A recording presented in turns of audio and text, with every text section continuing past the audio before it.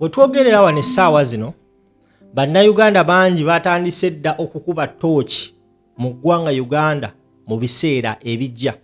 Abantu batandise dda otunuulira emyaka 6 ahead of us. Era abasinga mu kulaba okwabwe bagamba nti Museveni talina myaka giwera 6 maaso. Era abasinga bagamba nti asazeewo teekateeka mutabani we General Muhoozi Kainerugaba okudda mu kifo kye. Ate era waliwo ennamba y'Abannayuganda ennyingi ennyo abagamba nti General Muhoozi Kainerugaba tasobola kufuga ggwanga lino. Now, abakenkufu abategeera ebyobufuzi bakuleetedde ensonga lwaki General Muhoozi Kainerugaba ali wala nnyo n'entebe y'obwa president. Kubanga n'ebyafaayo bijja byegobaŋŋana oba beddiringana. Thank you so much. Subscribe, tap the bell and share to as many people as you can. Vast Strange 25. Soke twepimemu ko tulabe muzitowa oba mwerimba. Atugaye mutugula akasale nefumu aga ezemundu zemwina zammwe bana ba Pierre Yunze bansesa n'okunsesa muje mutufeesinge basajja ku basajja toba muzitowa ekisoka muli ku sente za mwi wa musoro kwe mwesudiisa tulaba erunako lwairo bala mu minister wa Pierre Yu naye enguudo zakola sente sizize budget bagiyisa mu parliament mutugamba mwajja aba Pierre Yu mwina abaka ba parliament waliyo mbaka wa parliament yesimanga wa Pierre Yu n'obululu mwababubbe abantu babalonda kati gwe omuntu atamanyine wabayimirira nga bakutiikinga ku ballot gomngambe mbumwe mugenda kufuga abantu imwe under democracy you don't know you just don't know newe mukera kumacha kati my brother the challenge is here mwe muyine mundu yes muyina court yes muyina buli kimu yes njagala mukere kumacha muwamba obuyinza amanyi mudawo ne mwesudia mukere kumacha muwamba obuyinza muwambe mukere kumacha mula angigenti kakati okuva n'olwayo Pierre Yu feba president era ne system je tuzimbi yaffe mukere kumacha mu kikole mulaba musulako. These Pierre Yu kids are still very kid, they are still kiddish, they don't know about the policies. Just bali awesudia mbwesudia mwe entebe ya Uganda mukyalina mayiro 10 okuzituukako nkiddamu entebe ya Uganda mulina mayiro 10 okugituukako temwerimba lumba mukkiriza mbanga mwagala I challenge you to a free debate materi mu kuwamba twe debating mbalage nti mukyalina mayiro 10 okugituukako ana abana ba Pierre Yu nzira ali nemba tunulia bwenti nenseka matunulia nyonga besudia nenseka ningamba kale bana senga bali bamanyi ku policies zino senga bali bamanyi policies wezikola senga bali bamanyi omuntu afuna ati obuyinza mu democracy tebabusikira babukuwa oshigere ekintu ekyo babukuwa banansi nga tukozesa chatters mbagambi I dare you mukere muwamba obuyinza mugambe tuwambye kati we have taken over mugambe tukoze take over mwe mutusigene mu Uganda enkadde mwe muyine mundu mukere kumacha mutugambe government tujiwambye enkera tulayiza Kyagulanyi lwe mulangirira enkera tulayiza Kyagulanyi ku ntebe. That is why you cannot do it. Temusobola just mwe mubwana wa Pierre Yu buli kuno ku media obutamanyi policies mwe mudano okwesudia bali abakulu bamanyi akazitoke baliko bakamanyi atenze bampita Dr. Shama nabagamba bino byensomesa biyambanya aba Pierre Yu ne NRM okitegera abantu abekwese mu bitanda wansi ne mubabaka wa parliament mutugamba tulina aba Pierre Yu ne mwekwese behind curtains temusobola kujja mu bantu ne musaba kalulu baba NRM in fact n'abantu tebabalonda kati how are you going to survive without people power? Anyway kati yongere wama ku bintu yaffe bana ba Pierre Yu tubaleka bali excited. You are just excited fellas muri excited but you still have a long way to go. I repeat muri excited but you still have a long way to go. Nemba bulidde kino that is a nightmare. In fact, it is not a nightmare. It is a dream. Ekiroto kyemutagenda kutuukiriza. Tulinde. Tusabe bulamu. Nze newe naaba siriiwo. Tusabe bulamu erawo. Ogambe waliwo akavubuka kalinga eyo internet kabitugamba. Manyi nze nabagamba ebyange kulinda bulinzi. Okyegera ekintu ekyo. Ezekiya, waba kuyita Ezekiya, Mark this day, ojja gamba akavubuka kabingamba nti tetulifuga. Bali bakayita Kashama. Kabingamba nti tetulifuga kituukiridde. Kubanga ekituufu kiri nti temulifuga. Temugenda, temujja, temulifuga Uganda. Depending on the policies. But depending on the political excitement, mweba president, in fact, mwe mufuga Uganda. Because of political excitement, mwe mufuga Uganda. But because of policies, you are nowhere close to Uganda. Wotya, njagala mu reversing sanctions ze baba kubye. Advisory sanctions. Njagala mu reversing, muzijjewo. Tegere nti mwe mufuga.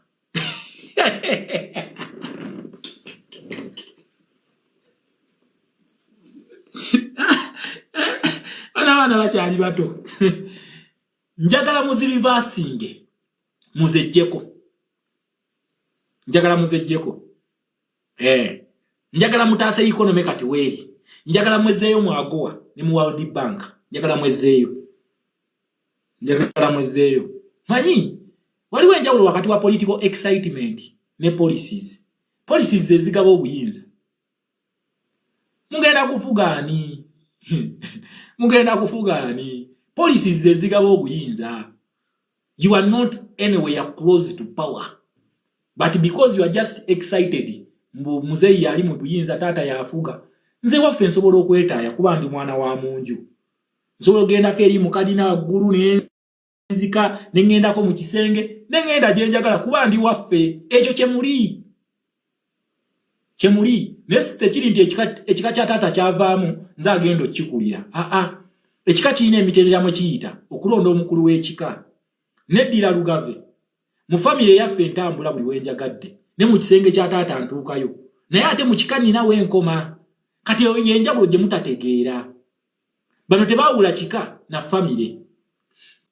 Kati balina family excitement. Beerabidde nti ekika ate kyo kituula ne kironda. So, mulekerawo okwesuddiya baana ba maama. Ekika kirina okutuula kironde. Just olwokubanga muli mu nnyumba kati mwetaaya ne mugendako mu kisenge kya taata wammwe ne muvaayo ne mugendako eri. Ebyo mujja bikola. Kubanga muli waka. Naye ekika kigenda kutuula. Mujja kutubuulira. Nkiddamu. Ekika kigenda kutuula. Ezekiya. Ekika kigenda kutuula. Ekika we kinaatuula. Tugenda kujja buli tteeka lya kika. Tukugambe nti mukulu enono tezaakusiima. Era tosobola kukulira kika kino.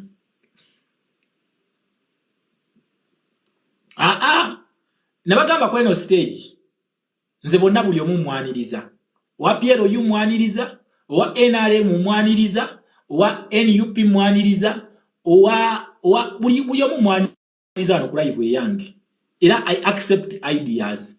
Kati yabadde wa PLU atuwadde endowooza ye. Nange endowooza ye mulaze nti tesoboka. Okitegeera tesoboka era tejja kusoboka. So ku live eyange sikyafuuyira kuba kati we tuli twetaaga Uganda nabagambye tugenda mu dialogue. Dialogue aba PLU bagenda kubeerayo. Nkiddamu dialogue aba PLU bagenda kubeerayo. Wadde abamu nina gundi gye nakoze video ne mungamba ffe tetubyagala. Dialogue aba PLU gye bali. As their pressure group. Ate naffe mu dialogue tetugenda kubeerayo nga ba NUP. Nedda tugenda kubeerayo nga ba people power. Kubanga we first have to accept the fact that the country has no government. Kati PLU ejja kujja.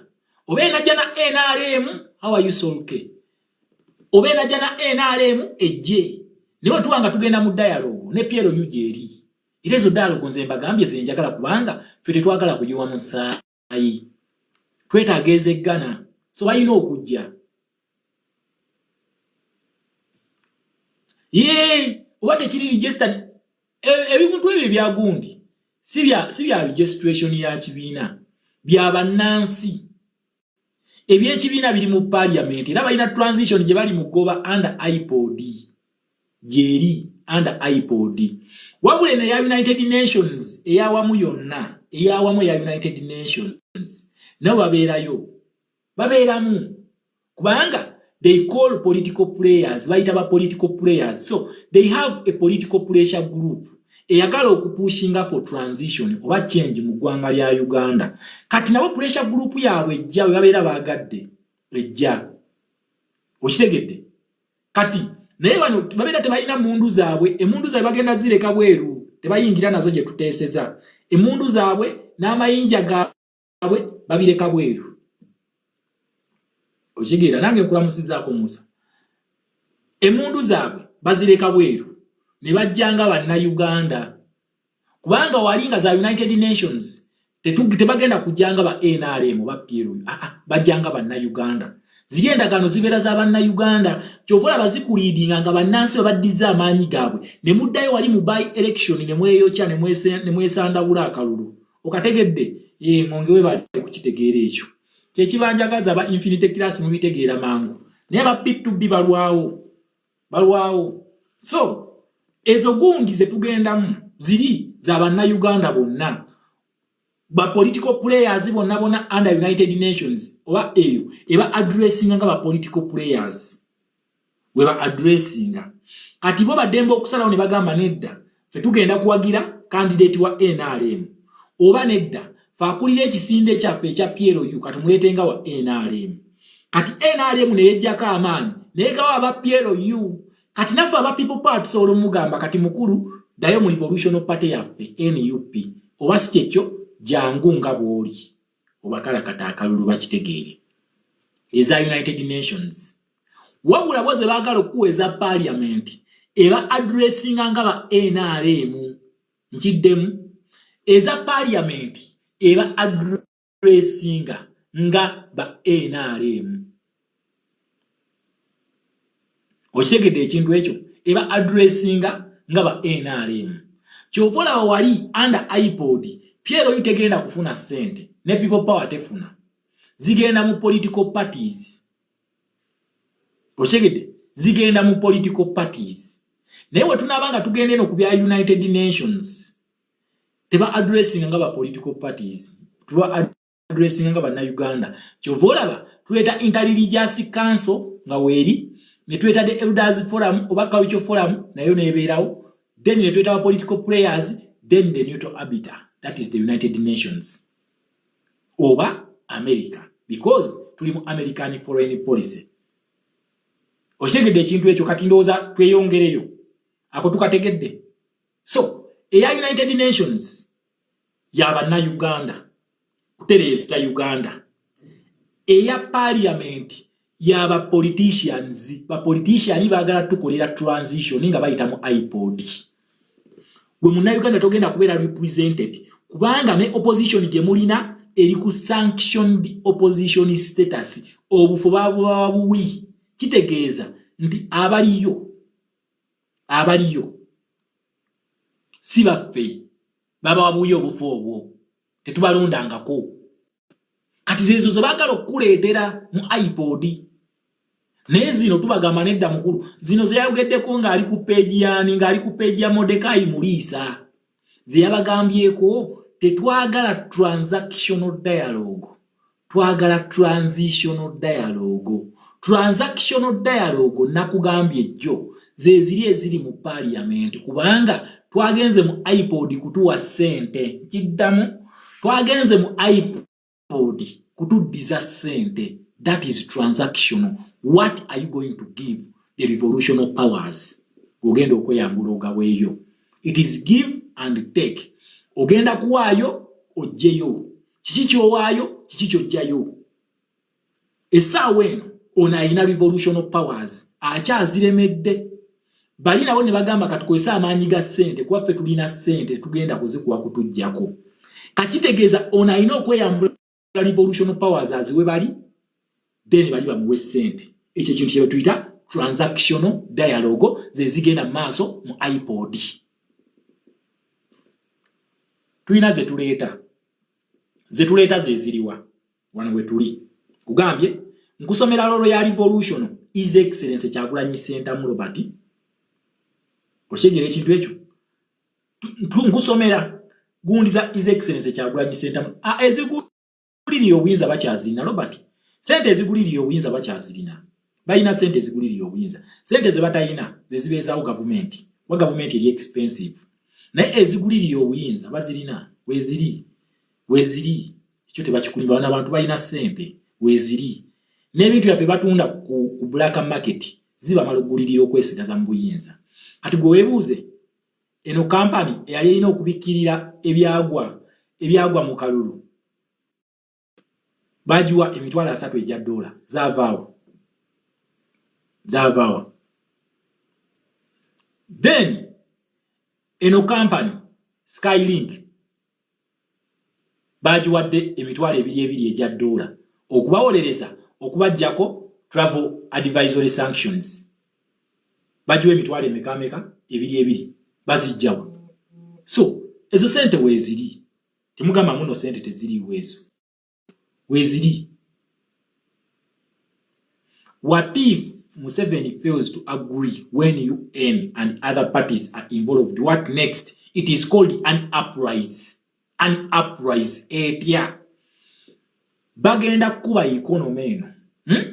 Mulabye ebintu ebigenda maaso ebyebula ebyo muli mu kusaagisa. Ebintu ebyo target yawe ya tourism industry. Ekyo kibuuzo kirungi nnyo nakyo katu answeringe kati. Ebintu bino byebakola target ya kuba tourism industry. We have a political Ebola. Kuba tourism industry kugiteeka ku ttaka. We bamala kuba tourism industry ye source government mweyitira okufuna foreign exchange. Foreign exchange ene eyamba stability ya Ugandan currency. Stability je tulina kati okulaba ntino kakati stability tukyalimu stable. Kitegeeza ntulina dollar reserve mu Bank of Uganda. Kati abalambuzi bano babeera tebakyajja nga tofuna dola. Kitegeeza nti dola z'olina ogenda zikozesa mu trade. Wozikozesa mu trade oba tolina replacement ofulumya naye toyingiza kubanga buli kintu kye tukigula mu dola. Transaction yonna ya dola. Kati kitegeeza nti ofulumiza dola naye toyingiza. Ogenda kurizootinga ku local currency. Local currency egenda tandika okuluzinga value egwe. Kati weegwa kitegeeza nti dola buli wezikendeera mu circulation. Local currency egenda kuba naye ekkirira. Local currency ekkirira etya? Buli woolaba shiringi nga dola ya beeyi nnyo ku shiringi, omanya shiringi eri mu kugwa. Nkiddamu. Woolaba nga dola ya beeyi ku shiringi, omanya shiringi eri mu kugwa. Essaawa za leero dola emu ya 37 olwa Uganda. Kati kitegeeza nti shiringi ya Uganda nnafu ku dola. Oshegera ekintu ekyo? Kitegeeza nti gundi shiringi nnafu. Kati woolaba dola nga ya wansi etandise okukka. Ezo ensi ze mulimu. For example, Saudi Arabia. Dola emu egula riyalo 2. Dola emu. Obaze mu UAE dola emu egula dirham is it 2.7. Kati what is the difference between 2.7 ne gundi? Okyala nti enjawulo nnene eriwo. Bakuba bamugamba nti ezo 2,000 beezaabwe ziri 2. Mwabawoza nti ezo 2,000 okute tuliyalo n'ogamba ezo 2,000. Ewaabwe ziri tuliyalo 2. Kati gwabimanyi nti ebye 2,000. Engo 1,000 olumanyi. 1,000 lwe Saudi olumanyi. Lulimu kakadde ke Uganda. Kati goza mu nkutte 2,000 n'abaweereza emitwalo 5 olwokubanga oweereza 50 riyalo. Ate muleke njabbo omuntu addamu okukola ebintu ebiriroko ebyo. Bw'ogenda ngeri sente zireke. Oyo Madi yawoza mbu kakati gazino gundi tuli mu meka 372 twafudde dda. Shiringi egenda. Oyo Madi yambadde nkyabanyumiza Madi oyo. Oyo Madi yabeereye Dubai. Agula amazzi ga tuliyalo n'abagamba ga tudiramu n'abagamba naguza amazzi ga 2,000. Okakasa amazzi agabeera ga 2,000. Isiti ebeerako 2,000. Amazzi goguze ga riyalo 2 ga diramu 2 si 2,000. 2,000 ozimanye ezaddira mwe zifaanana gwe yakupa omuntu okuddamu okukola ebintu ebyo mmwe nze 1.5 oli n'atugamba 1,500 okakasa omuntu n'ajja n'atuka nasindise emitwalo 10 bakulu mweddeko mbadde nkyakugamba kuba tukya ansalinga kibuuzo kiri kakati bo target ya tourism industry okulemesa foreign exchange okuyingira foreign exchange wetayingira kitegeeza dola eri mu kukkirira kati ejja kwambuka okukkirira kwa shilingi nkugambye kwe kubanga enaabuuka nga ya bbeeyi ku dola nga obeera ne dola emba ku 3,000 kati batugambye eri mu 3,720 olwo erinnya egenda ejja tuukayo olunaku olwaleero Sudan 1 Sudanese pound is equivalent to 1 US dollar is equivalent to 100,000 Sudanese pound. Woba ina dola emu ya America oyina emitwalo 10 ejja Sudan. 1 nkiddamu wobanga oyina dola emu bweti ya America oyina emitwalo 10 ejja Sudan gy'olina. Kati just imagine ette nga dola emu egula emitwalo 10 ejja Uganda. Nkugambye senga kigaana tugenda mu uprise naye uprise eno ejja etya wenjagala nkulage